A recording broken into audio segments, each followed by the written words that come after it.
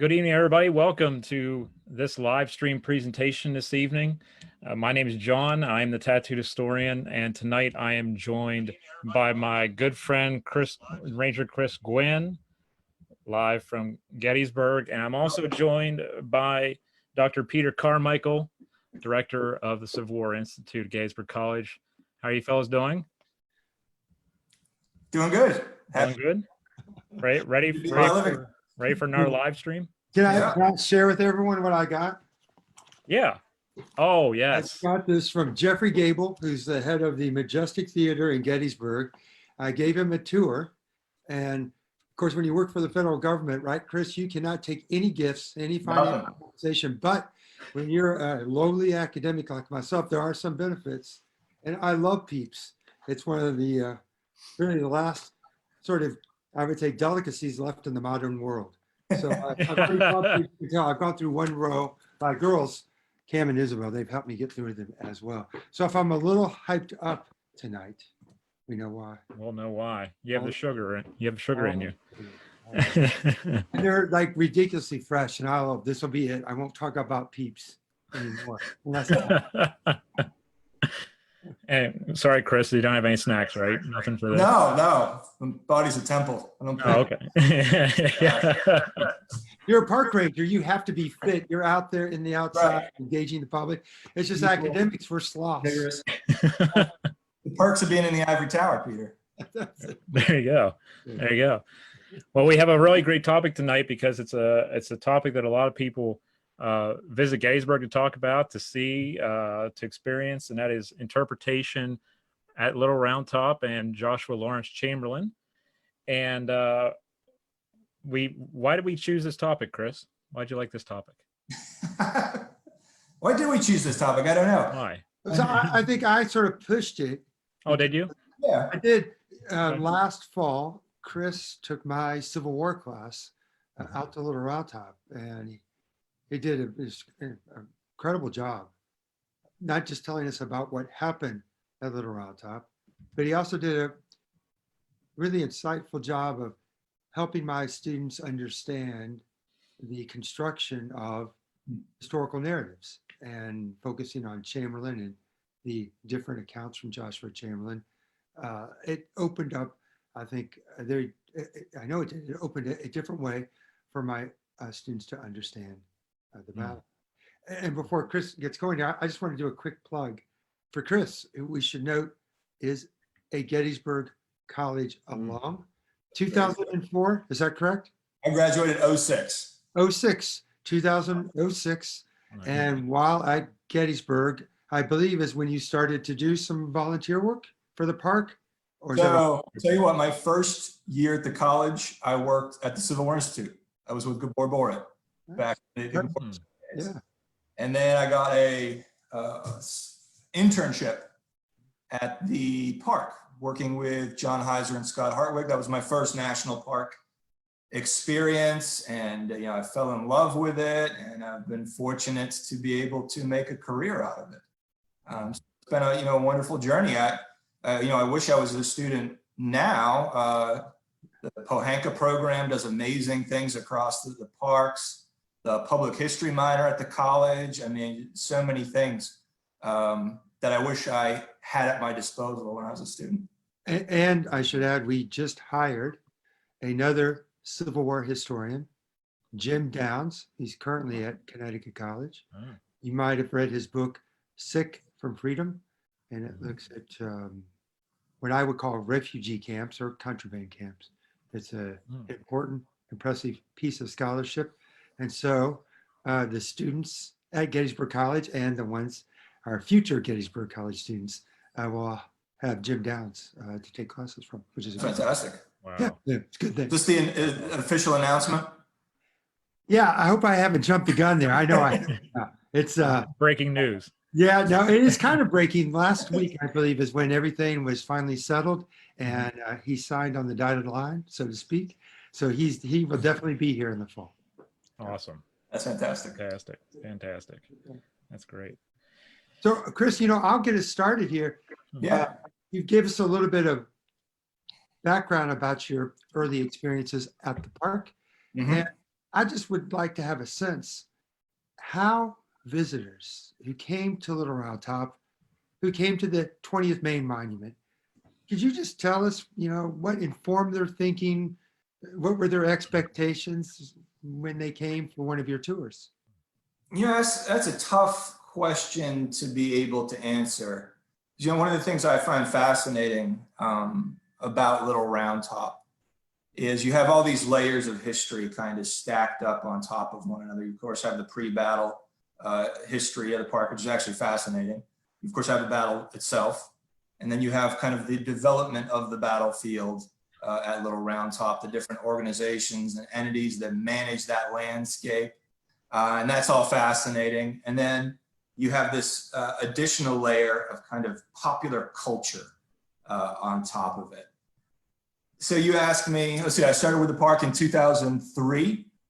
And if you were to ask me what the kind of general visitor experience was at Little Round Top in 2003, a lot of it was driven by, again, popular culture. So it's the movie Gettysburg, it's the novel The Killer Angels, and it's something about those pieces of work really brought the Joshua Chamberlain and the 20th Main story to life. So, early on in my career, Gettysburg, the movie, was an absolute touchstone for people.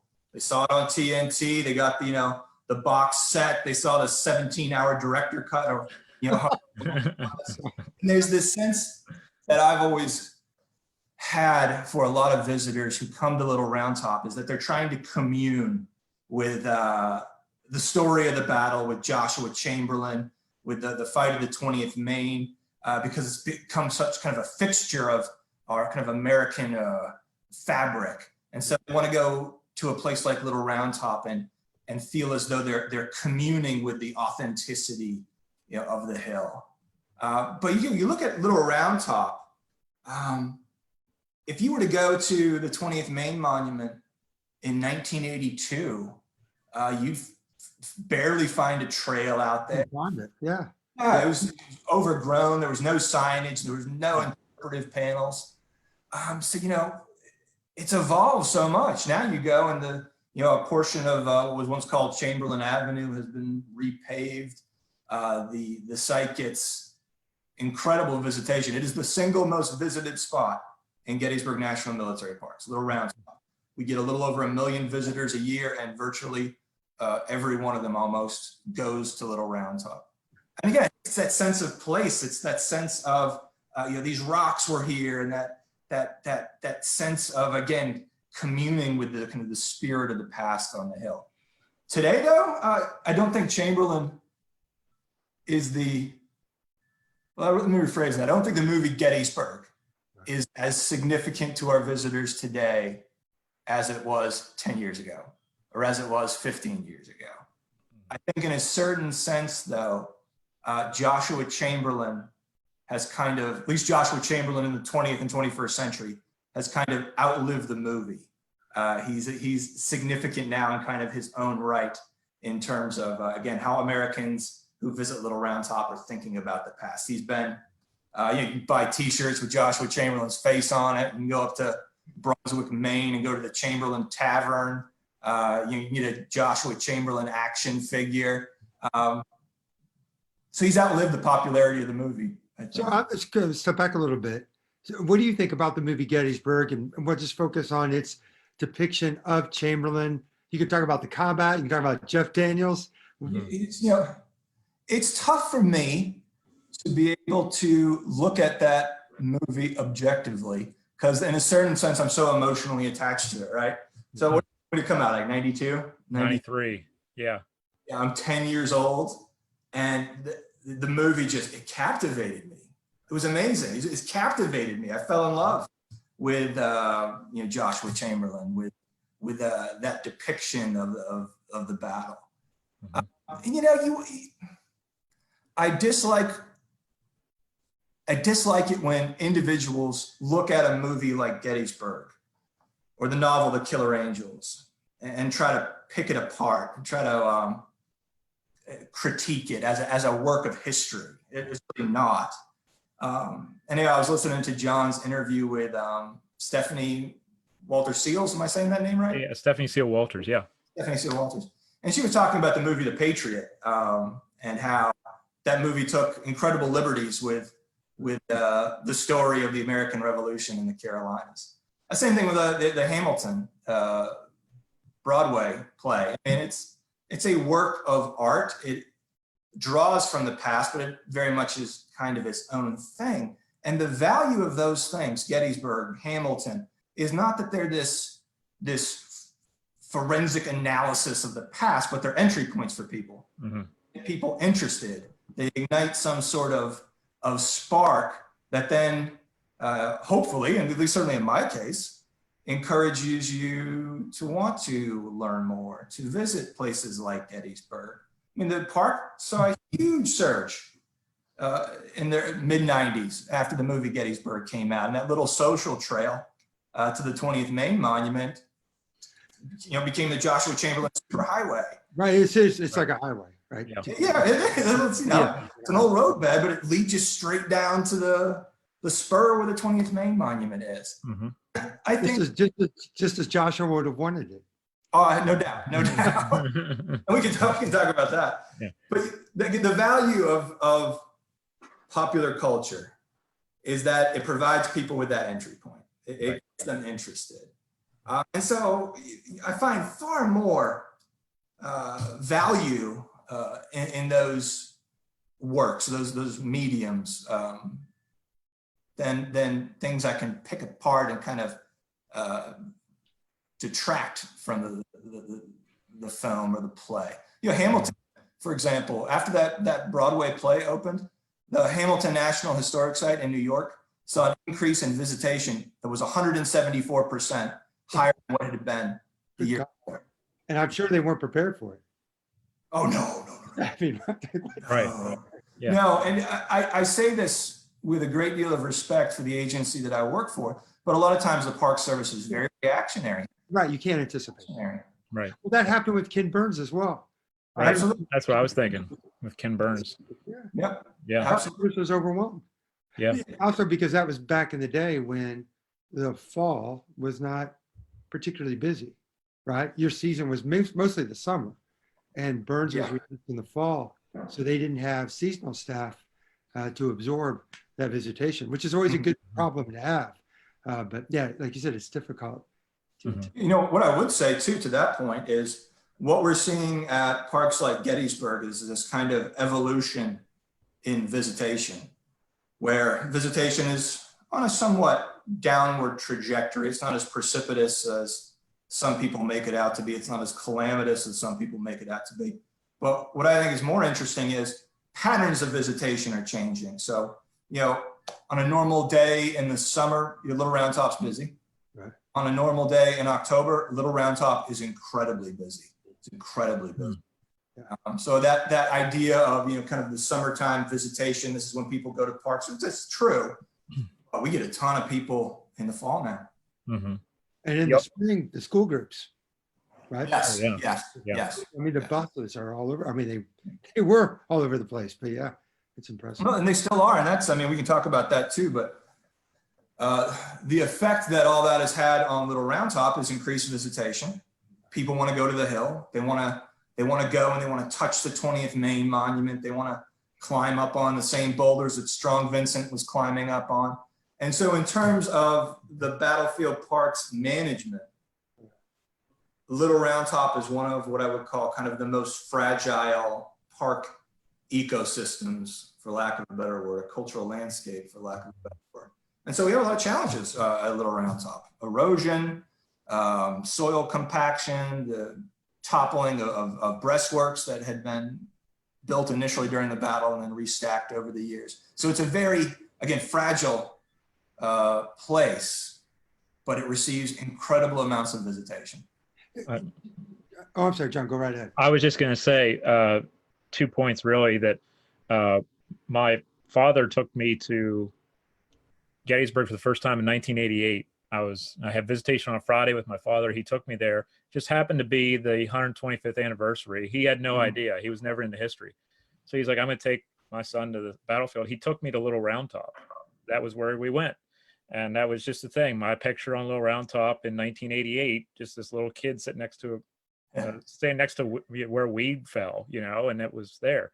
And I'm also wondering, also going to say that we have double the amount of people watching this live that we've ever had. So this shows you what Little Round Top is to a lot of people. And Joshua Chamberlain, name recognition coming around. What about, Chris, with like people go up there to see the scope of the battlefield, because you can see most of the battlefield other than Culp's Hill area. You can see the scope. You can see clear up to the Peace Light on a clear day on the north end of the field. Do you see people doing that for that reason, just to showcase how broad certainly. We're fortunate at Gettysburg, and we have this amazing cohort of licensed battlefield guides. And so these are essentially contractors, or they're self-employed. They lead personalized tours of the battlefield, and virtually all of them get out of Little Round Top, virtually all of them. Because there's so much that kind of appeals to the visitor that you can find on the hill. One, it's this kind of iconic landscape, right? It's unique. It's this hillside covered with rocks and boulders. It's this very kind of iconic terrain. You can see almost the entirety of the battlefield from there, and there's value in that, and kind of giving people the spatial understanding of the battle and of the park. But yeah, at the end of the day, it's beautiful. It's gorgeous up on Little Round Top. You can watch the sun set over the distant hills.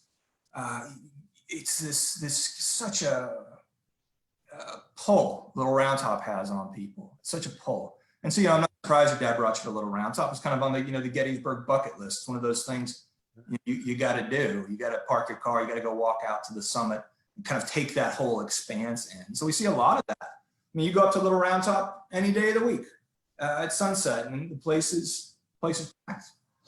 It just, it reminds, because we all have our childhood memories of Gettysburg and of Little Round Top and of Devil's Den.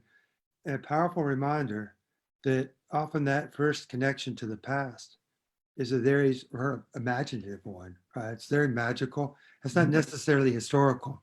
And I think public historians don't lose sight of that very often. Academic historians almost always lose sight of that. And it goes even back to your point about the movie itself. And what you said about the movie reminded me of what Steven Spielberg said when he gave his November 19th address, Spielberg did, at the National Cemetery, in which he made, an obvious but important point. What he does is quite different than what we do as historians. We have different purposes, and we reach and connect with our audiences in different ways. And that emotional, that visceral linkage, or that connection is so vital. And that's why it's always so reaffirming in the spring to be driving around the battlefield. And seriously, there's just, wherever you turn, there's another school bus.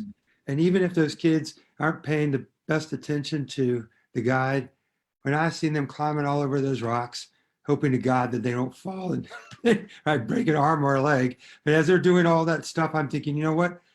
They'll never forget that, right? And maybe someday, hopefully sooner rather than later, they'll pick up a book and they'll read and they'll think more seriously about the Civil War. I absolutely agree. Barb Sanders, who's the education specialist at Gettysburg National Military Park, will often tell our young interns or seasonals about that very thing. And oftentimes we ask them, how did you get into history? What propelled you to want to work at Gettysburg, or what propelled you to want to take this Pohanka internship? And more often than not, it comes from a shared experience as a child. And that might be visiting a place like Gettysburg. That might be, talking to your grandfather about his experience in World War II. It might be any host of things. And I would say for most visitors to Little Round Top, and you kind of alluded to this, Pete, for most visitors, it's not an intellectual exercise. It's an emotional exercise. That's what's pulling them there. But again, the value of that provides an entry point into the study of the past. Hopefully, and this is something the Park Service cares deeply about, it transitions people from not caring about parks in the past to becoming stewards of the parks in the past. And that's, a job that the National Park Service takes very, very seriously. So instilling this idea of stewardship, and we got to preserve this place because we want to pass this legacy on to our kids. So That's hopefully what results from a visit to the Round Top. So talking about sort of childhood experiences on the battlefield, I'll bring it back to Chamberlain.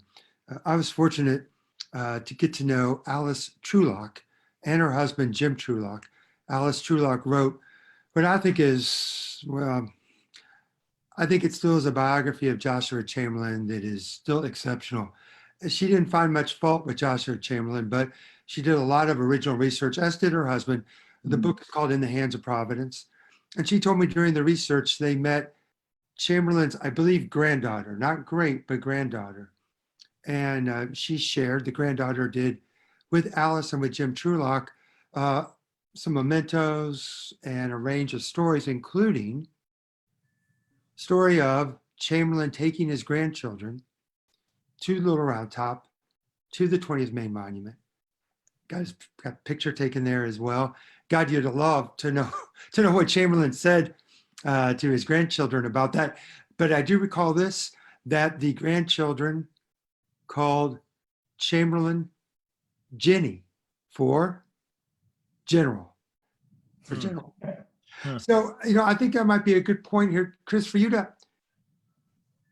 help us understand how Chamberlain made sense and depicted what happened at Little Round Top in the immediate wake of the battle. And then we might have some questions, and maybe our audience might have some questions, and then just sort of take us into the post-war period, if you could. But I think starting right at the end of the battle, Chamberlain writes a series of accounts. How should we try to understand how he understood the fighting? The first thing I think we need to do, Pete, is we need to recognize that Civil War combat is inherently confusing and chaotic. And any one individual has a very limited scope and understanding of what they went through. So in the case of the Battle of Gettysburg, it's 90 minutes. The fighting on Little Round Top, it's relatively brief. It was, again, confusing. It was chaotic. It was an assault on the senses. It was this crucible of fire and confusion. And Chamberlain is, he's a brilliant guy. He's a brilliant man.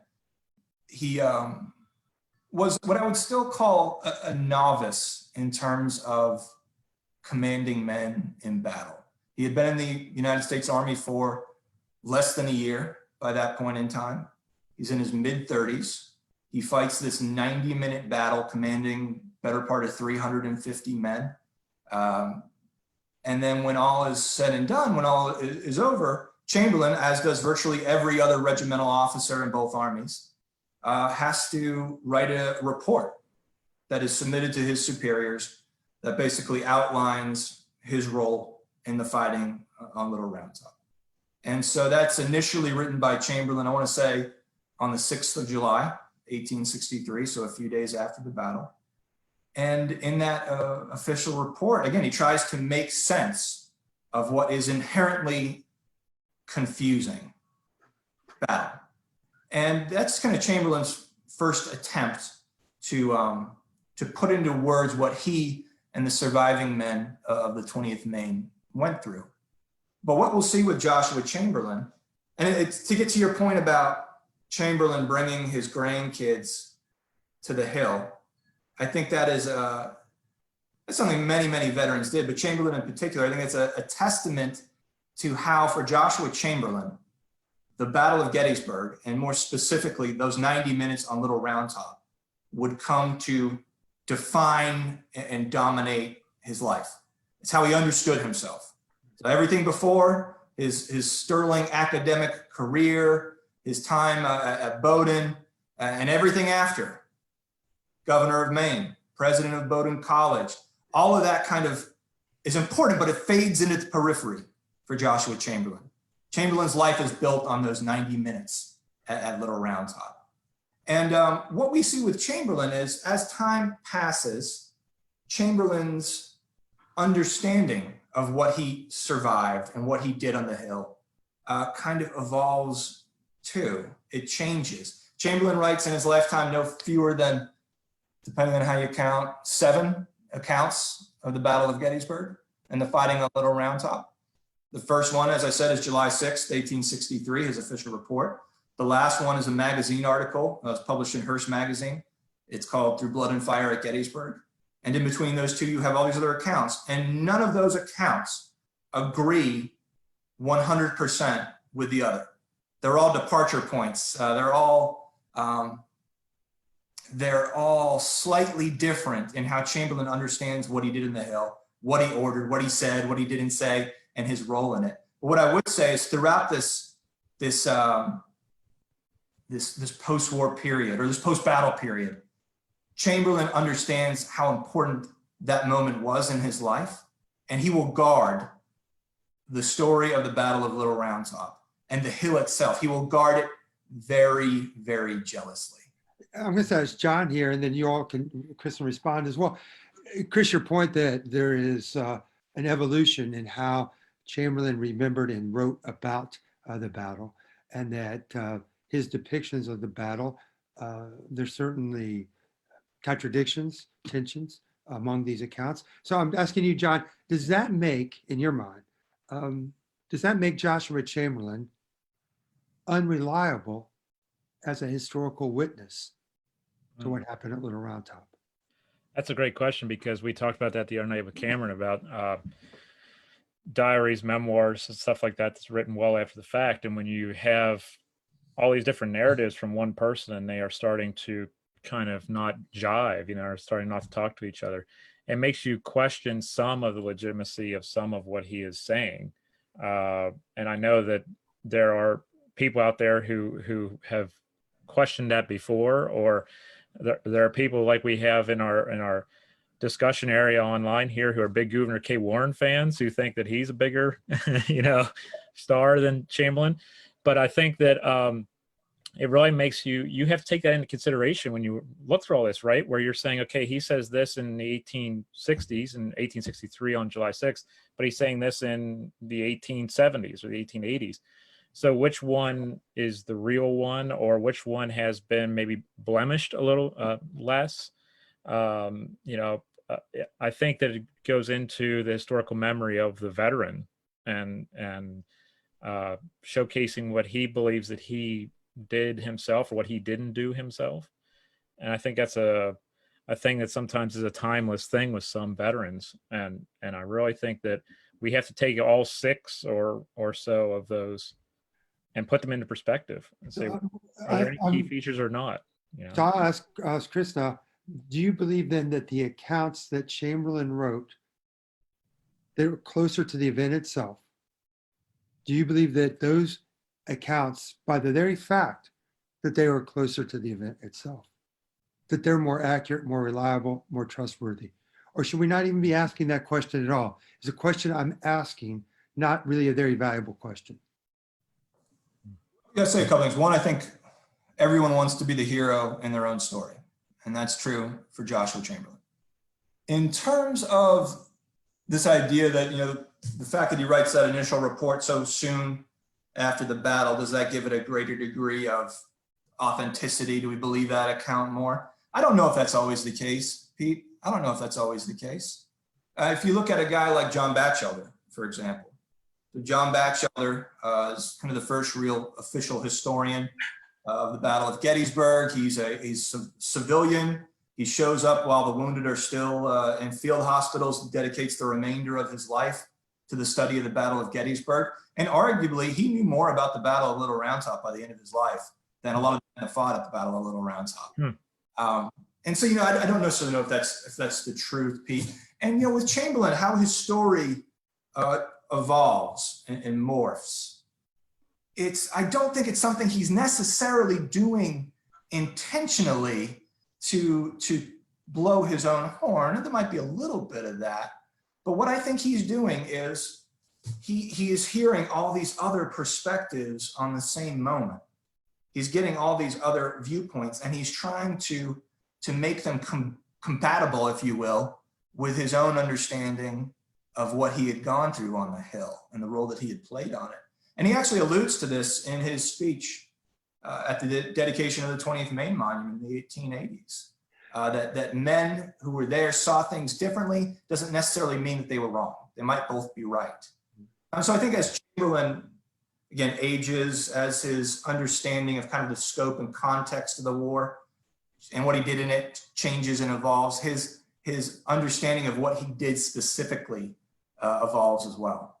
So police interrogators, and I say this not from experience, but police who do interrogations, they say that if a person gives them a story and they call that person back in a day or two later, and the person gives the same exact story, no changes, nothing, they are suspicious of that individual.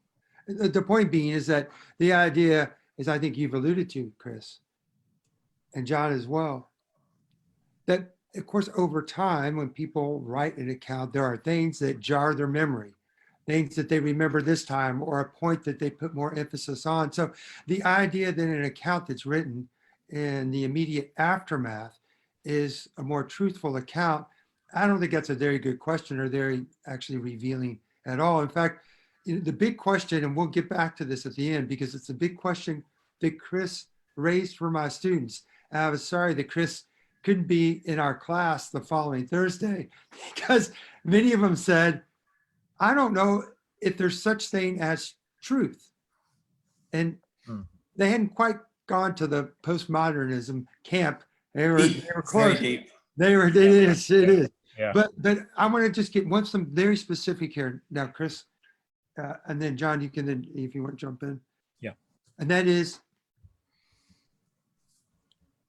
was there a bayonet charge by the 20th Maine, and did Chamberlain order it? All right. First thing I'll say is most of us are familiar with the story of the charge of the 20th Maine because of the way that it's depicted in the novel The Killer Angels and the film Gettysburg. And what that does is it portrays this moment in the heat of the fighting at Little Round Top when the 20th Maine is on the verge of collapse. They're out of ammunition. The Confederates are getting ready to renew their assault. This will be the 15th and 47th Alabama. And in a moment of divine inspiration, Joshua Chamberlain, as portrayed by Jeff Daniels, brings all of his company commanders together, brings all of his lieutenants together. There's a lull in the fighting so he can hear everything he's saying. The crescendo dies down, and Chamberlain gives this very well choreographed and orchestrated maneuver that the 20th Maine will swing down the slopes of Little Round Top. The left wing will come into alignment with the right. They'll go charging down the hill and drive the Confederates back. And in the film Gettysburg, it's portrayed again as if it's this really well orchestrated thing. When you read the accounts of the men that were there, the men of the 20th Maine, there's not one single individual who remembers that moment in the same way.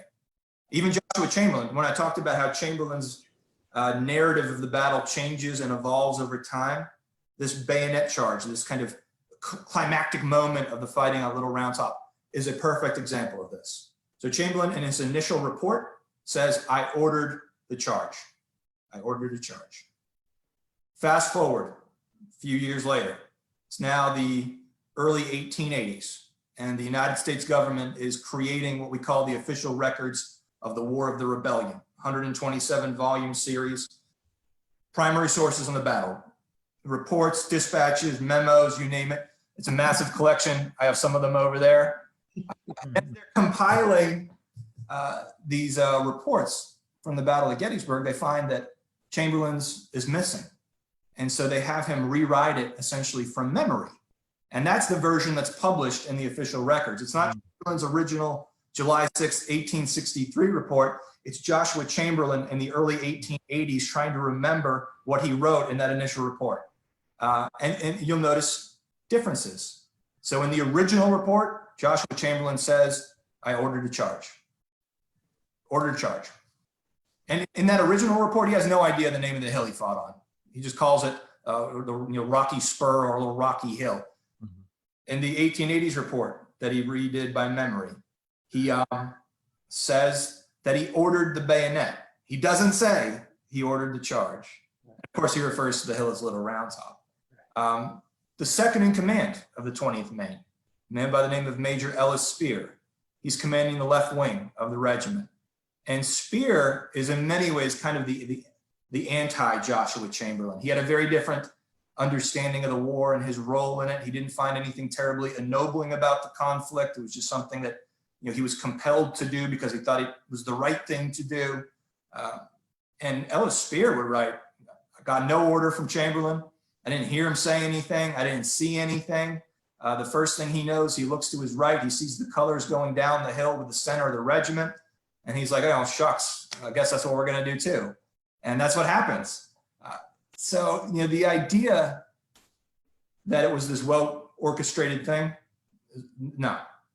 It happened. Did the men of the 20th Maine hurl themselves down the lower slope of Little Round Top into the men of the 15th Alabama? Yes, that did. That happened. Virtually everyone agrees the regiment advanced. They charged down the hill. But no one remembered that moment the same way. But now just look at the Confederate perspective, though. What did Oates ultimately say about the charge and its impact, if it had an impact at all? Here's what, and of course, William C. Oates is the colonel of the 15th Alabama. It's the primary regiment that the 20th Maine is facing on Little Round Top. And Oates will say, Oates will remember the battle for a variety of reasons. One, his brother is killed on the hill or mortally wounded. Oates would say that at the time the 20th Maine advanced, he had already made the decision to retreat.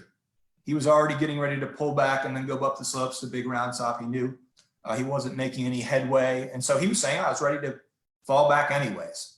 But then he would later say of the impact of the charge of the 20th Maine, that his men, quote, ran like a herd of wild cattle. And Oates is so physically and mentally and emotionally spent, he actually passes out on the summit of Big Round Top. So Oates will say that, yeah, the charge happened and it was certainly nothing good for the men of the 15th Alabama, but that wasn't the pivot point in the story. He was already pulling his regiment back. That's what Oates will say. One of people watching, Gilbert John, asked, when was the original 63 report discovered if it was missing for the ORs? I want to say a copy of it was found, and don't quote me on this, but I believe a copy of it was found in the Maine State Archives up in Maine, up in New England.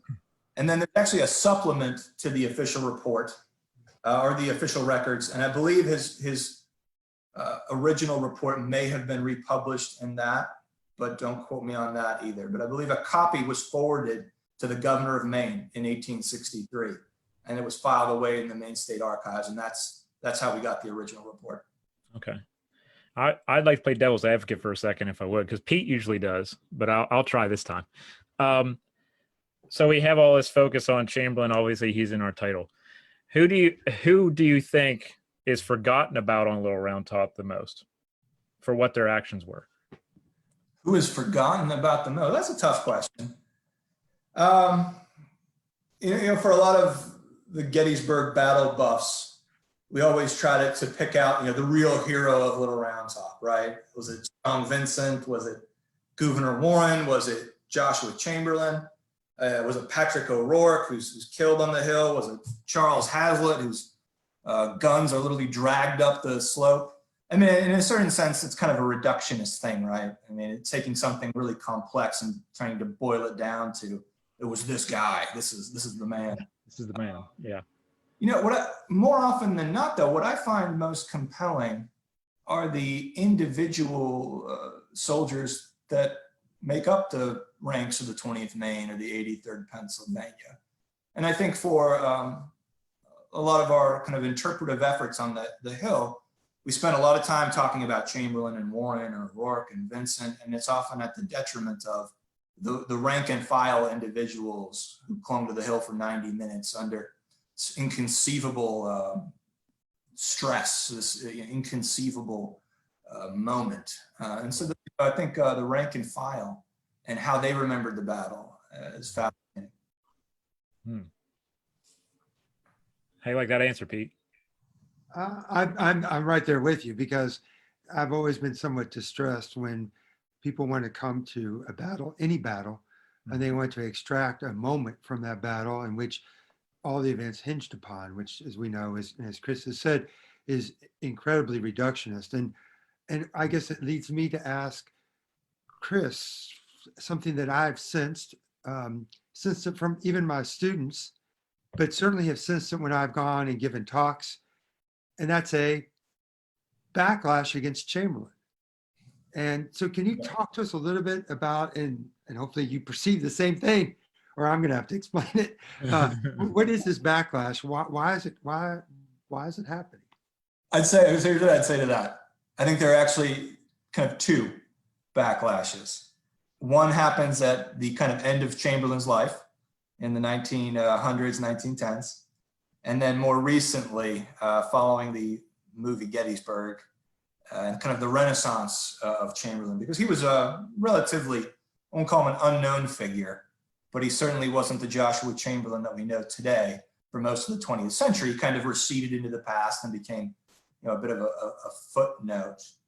And I don't know if this is something that is particularly kind of an American thing to do, maybe, where whenever anybody gets too high, we want to drag them down a little bit. Or maybe, we become a bit skeptical of our heroes, and so we kind of want to find some dirt on them, but make them human, maybe. I would say there is this kind of backlash against Chamberlain, and I think that has nothing to do with Joshua Chamberlain. I think it has more to do with people in maybe my position or your position who see this focus on this one guy and this one moment in the battle, and all of this intellectual energy is spent talking about Joshua Chamberlain and the 20th Maine. Meanwhile, there are moments of courage and cowardice and desperation and bravery and ignorance and stupidity all across the battlefield that are just as compelling and that are just as significant as what Joshua Chamberlain and the 20th Maine did. And so sometimes I think we have this habit of trying to course correct, and one individual monopolizes the story too much. And so we pull away from them, and sometimes we pull too far away, and we become objective when we talk about them. I think that's maybe where we're at right now. I'd add to this. I think that it's a little bit, not a little bit, I think it has a lot to deal with the lost cause. No one has any issues in focusing on Richard Ewell's mistakes at Cemetery Hill and Jackson's absence, and to say that everything hinged upon that. No one has any reservations to elevate James Longstreet as the person who, if only Lee had listened to him, things would have turned out differently. But you do this for, again, granted, a man who commanded a regiment. But I think what bothers those of the lost cause ilk is that they see in Chamberlain a man who upheld high ideas about the Union cause.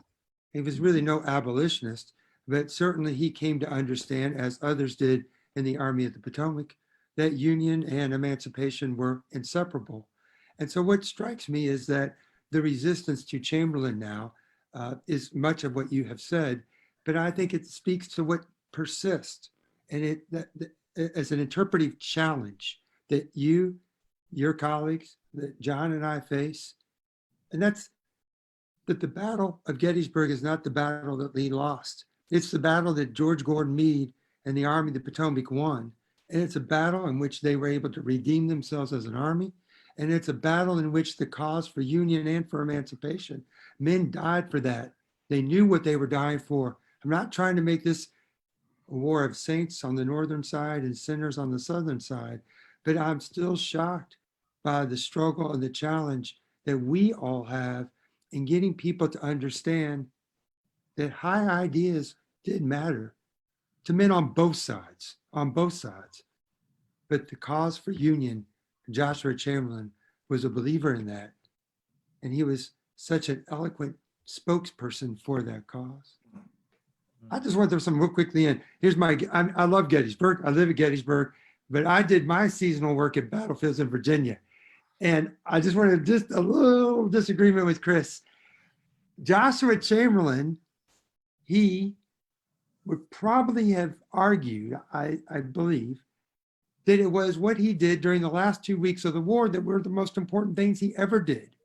He wrote a book about it. He didn't write a book about Little Round Top. He wrote a book, The Passing of the Armies. There it And is. it goes from the Lewis farmhouse to the White Oak Road. Now, once again, Chamberlain is at the center of those battles, but he was truly remarkable.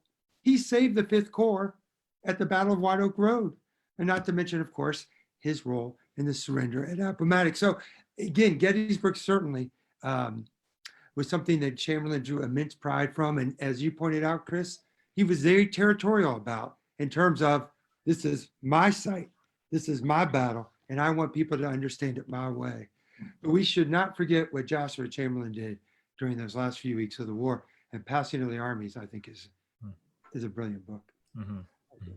What about Chris with the there was a book several years ago that came out that talked about the myth of Little Round Top and saying about how important it was. And we actually had a question here from Tom Shea where he says, I'd like to hear opinions on what rebels would have done if they would have taken it. It seems a small artillery platform, plus the Union Sixth Corps would soon be available to retake it. Was it really a area of significance we have been led to believe, or is that more something that came along later through the eyes of the veterans? You know, I'm not a tactician. I'm not a strategist. The hill is important. George Meade says it. Gouverneur Warren says it.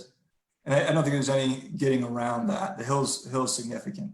What I would say is if the Confederates are able on July 2nd to take any of the main Union line, they're able to capture Little Round Top. If they're able to gain a significant lodgment on Cemetery Hill or on Cemetery Ridge, and Union troops can't drive them off, the Union Army and its position at Gettysburg is untenable. So, you know, I think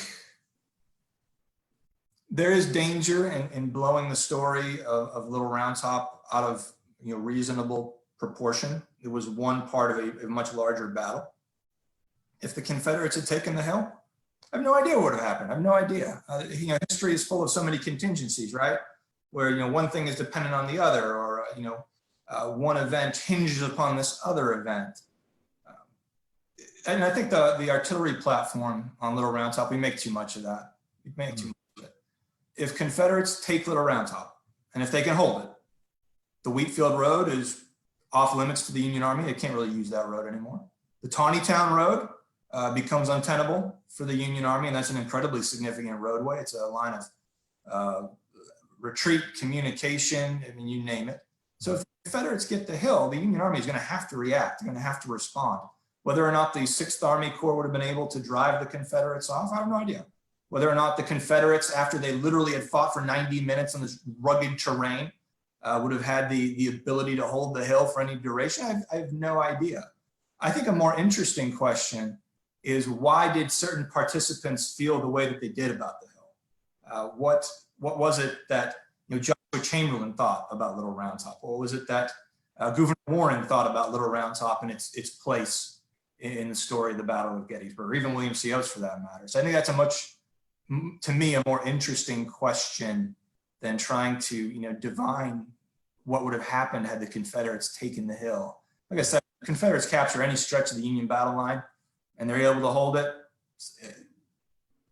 A dire situation then for the Army of the Potomac. Chris, you just said about how we remember the battlefield. I find an interesting story that you told me at Little Round Top, and it involves the rock wall and Joshua Chamberlain's more than frustration about the rock wall. Could you just tell us about how that historic landscape, how Chamberlain wanted it to be reconstructed and remembered? It's fascinating. Well, this gets back to Little Round Top as the defining moment in Chamberlain's life. And I agree with you, Pete, the last few weeks of the war for Chamberlain are incredibly important to him. Obviously, he writes this, you know, massive tome about the last months of the Army of the Potomac, following them from Five Forks all the way to the Grant Review. But it's Little Round Top that Joshua Chamberlain petitions to get the Medal of Honor for, and he petitions. It's Little Round. I didn't know you did that. It's you know, Little Round Top that he visits time and time again. It's Little Round Top that he again guards very jealously.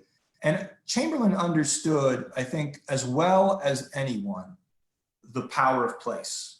And he has this oft-quoted line about Gettysburg being this visioned place of souls, and reverent men and women from afar, and generations that know us not and that we know not of shall come here, heart drawn to see where great things were done for them. And I butchered that quote, but it's well known. I think that's how he understands Little Round Top. That's where his story is going to be told.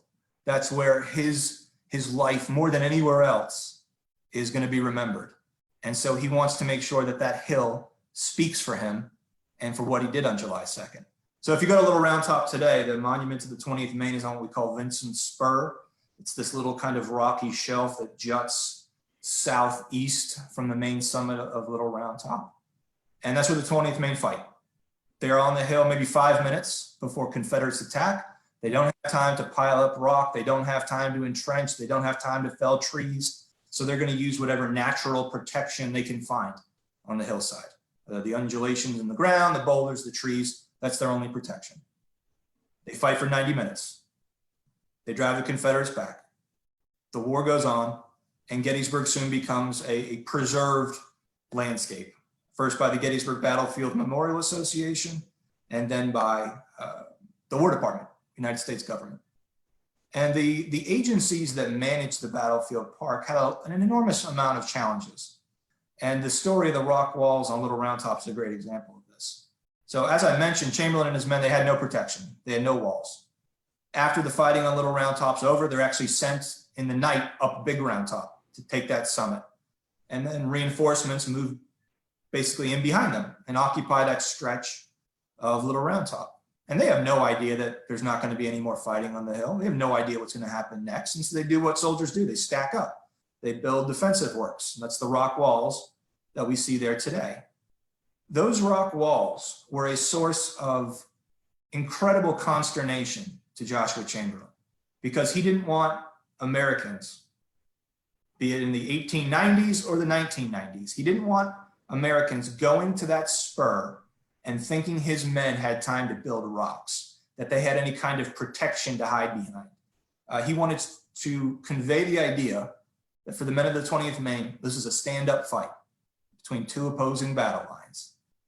And so he would petition the park, then the War Department managed it. He would petition them time and again to have those walls removed from the hill, to have them taken off the spur, again, to convey this impression to visitors that his men, they didn't have anything like that. And the head of the War Department Commission, the Park Commission at the time, was a man by the name of John Page Nicholson. And Nicholson was getting letters from Joshua Chamberlain up until the last year of his life. Chamberlain trying to use whatever political military leverage he had to get the commission to move those rock walls. And Nicholson would write to one of his colleagues that having to say no to Joshua Chamberlain was one of the great trials of his life. What ended up happening is the War Department created a little tablet, no bigger than my laptop, really, maybe a little bit bigger, that today sits along Sykes Avenue, right beneath one of those walls that Chamberlain loathed. And it said basically these walls were built for defense on July 3rd, 1863. And it's the only memorial or marker or tablet that I know of in the park whose sole function is to correct a misconception. And because Joshua Chamberlain hated those walls, because he wanted Little Round Top to speak for him. And he was so protective of it that even a stack of breastworks is too much. You got to remove it. Of course, they're still there today. Do we have, John, do we have any questions? If not, I was going to have Chris comment on a book here, a few books before we leave. Oh, you can have him comment on that a while. I'll look back and see what we got. So, Joshua Chamberlain's correspondence is, to my reckoning, at least 2, or if not 3 different volumes. This is the one edited by Thomas Desjardins, who I believe used to work at the park at one point. Yeah, he's forgotten more about the 20th Maine and Chamberlain than I'll ever know. He a couple of wonderful books. That one is a great job. Another one, Stand Firm, You Boys from Maine, which is probably the best account of the fighting of the 20th Maine on Little Round Top. Who's published that? Do you know? It used to be Thomas Publications. I don't think they have. I don't think they still do it. I believe it is still available though. still available. And this is published by Osprey. I think this is available as well. What was Desjardins also did I thought a brilliant book. And it's not called The Myths of Gettysburg. I don't remember the exact title. And hoping, Chris, that you'll be able to pull it out. This hallowed ground, perhaps? He takes a number of different case studies. One Yes. of them is Chamberlain, and it's just a wide range of things. It's really, really exceedingly well done. Looking at, in essence, sort of various myths. He has a piece on John Batchelder as well. Yeah. I mean, really, yeah, it's really, really well done. It is very well done. And then this is the other book, Chris. I don't know if you have any feelings about this, edited by Jeremiah. Is it Golka? Do you know this very well? That is a wonderful book. It's Chamberlain's letters, primarily post-war, during his time as governor of Maine, president of Bowdoin College. But so much of what he writes goes back to the American Civil War. There's a fantastic letter in that book that Chamberlain writes, I want to say in 1892 or 1893, to Alexander Webb. And Webb and Chamberlain have this collegial relationship after the war. Webb in 1892 receives the Medal of Honor for his defense of Cemetery Ridge on July 3rd. And Chamberlain desperately wanted a Medal of Honor. And so he wrote to Webb, basically asking Webb, okay, how do I get one of these things? That gives me an idea. I didn't know that Chamberlain had petitioned for a Medal of Honor. I think I'm going to petition for a Pulitzer Prize. You should. I don't know if I'm going to get it if I make an appeal. Yeah. Here's the thing with Chamberlain, though. Here's the thing with Chamberlain about the Medal of Honor. He desperately wanted it. He didn't necessarily want other people to know how desperately he wanted it. And he wanted to try to convey the impression that he felt he deserved it, though he wasn't asking for it. Wow. Kind of Washingtonian almost. Yeah, it is. And he had in that letter to Webb, he's talking about how he needs witnesses to testify of his heroics. And he says, unfortunately for me, anyone that can speak of any act of mine was a victim of the environment or mostly killed. For Little Round Top, he's right. And then here's the biography that I mentioned earlier, In the Hands of Providence by Alice Trulock. Again, she really co-wrote this book with her husband, Jim Trulock.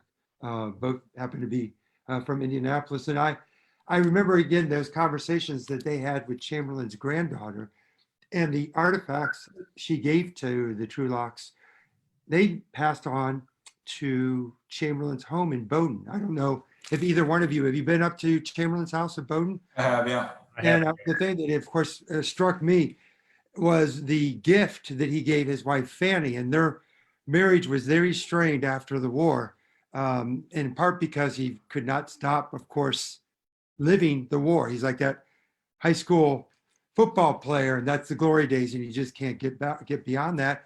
And I'll never forget looking at the bracelet, a bracelet that he had custom made for his wife. And every bracket on that bracelet was the name of one of the battles that Chamberlain had fought in. Hell, he might as well have given her a bowling ball, right? For that kind of gift. Correct me if I'm wrong, but the center stone is red. It's a red Maltese cross, right? Yeah. Another letter though about the jewelry, and I don't remember, it's to Fanny, it's to his wife, and he's writing about Strong Vincent and how the officers had come together and pooled their money to buy a pendant of sorts, and it had small little diamonds around it, and I believe that you could open it up, I assume, to put a picture of Strong Vincent or maybe a lock of his hair. And they, of course, gave it to Strong Vincent's widow. But the letter is so amazing because he writes about taking that pendant and waving it in front of himself, and that it almost put him in this sort of hypnotized state, and he felt this deep sense of melancholy and connection. But I was then very moved by the last line in which he reminded his wife that he and his fellow officers had not succumbed to savagery, that they still had been able to retain a sense of being civilized and decent and Christian men. And those letters, if you can piece them all together, because they are published in different accounts from the OR to the private letters, it really is quite remarkable. And then you get out on the battlefield with someone like Chris Gwynn, and I won't get into details about all the things that I got wrong out there. And Chris spent some time, and a very, very encouraging coach, I think, has got me finally set, but I always pick up some new things. Chris, unfortunately, I don't want to say this, but it is true that with his current position, a very important one at Gettysburg, he is chief of interpretation. He is responsible for getting his team prepared and ready to go out into the field, which means what? Like any good officer, he is often behind the lines, which is a damn shame, because you all can tell he is a hell of an interpreter. So I hope, Chris, you will make an appearance from time to time and out in the field where you belong. Yeah. Anytime. Anytime. Absolutely. Absolutely. I do have one question before we wrap up here, and it's from our friend John Tracy. He's on here watching, and he says, do you see any individuals from other regiments fighting on Lower Round Top pushing back against Chamberlain, or are they content with anything that increased the profile of the location? Yes. Even within the 20th Maine, there are people that push back. Ellis Spear, for example, later in life, pushes back on Chamberlain's story. Oliver Wilcox Norton, who is a bugler with Strong Vincent, is another example of that. And there's this very interesting correspondence between Ellis Spear and Oliver Wilcox Norton about Chamberlain. And Spear at one point starts to refer to Chamberlain's colossal egotism. And Spear shares this one story with Norton. And it was at a Bowdoin College commencement when Chamberlain was president of the college. And Ellis Spear at this point is also a Bowdoin graduate, I think on the board of directors or something like that, but it's commencement. And all the students and faculty, they're all sitting in what I assume some sort of auditorium. And Chamberlain walks in his academic regalia, and he goes down the center of the aisle. And Ellis Spear sees two students kind of turn and whisper to each other and says, and they say in this hushed tone, there goes the man that took Little Round Top.